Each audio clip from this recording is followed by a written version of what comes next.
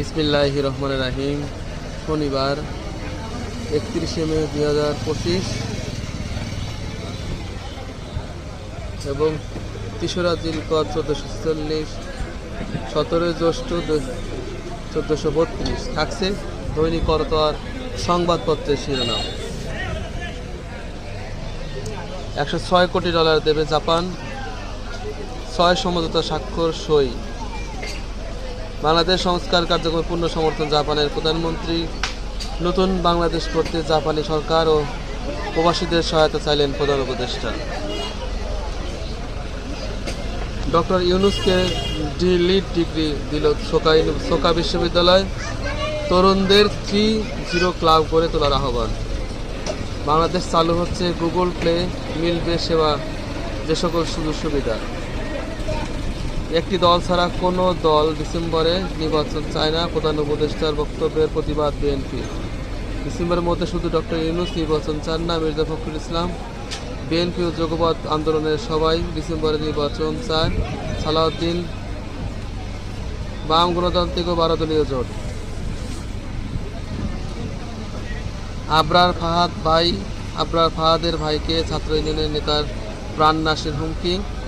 নানা কর্মসূচিতে জিয়াউর রহমানের 44তম শাহাদত বার্ষিকী পালন।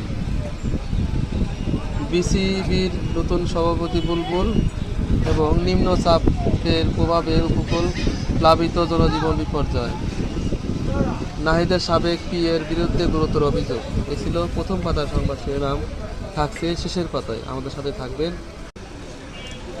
এক হাত চোখ বেঁধে বাংলাদেশে ঢেলে দিল বিএসএফ, 4 সীমান্ত দিয়ে আরও 78 জন পুশিন।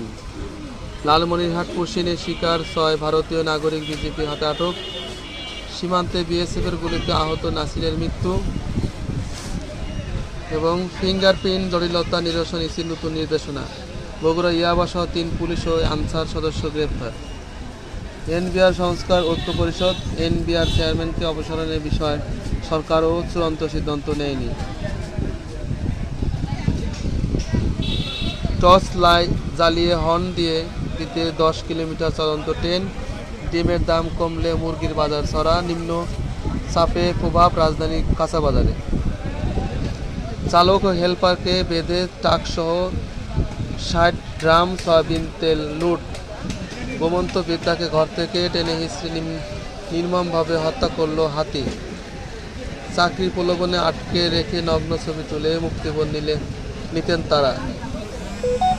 টাঙ্গাইলে স্ত্রীকে গলা কেটে হত্যা, স্বামী পলাতক।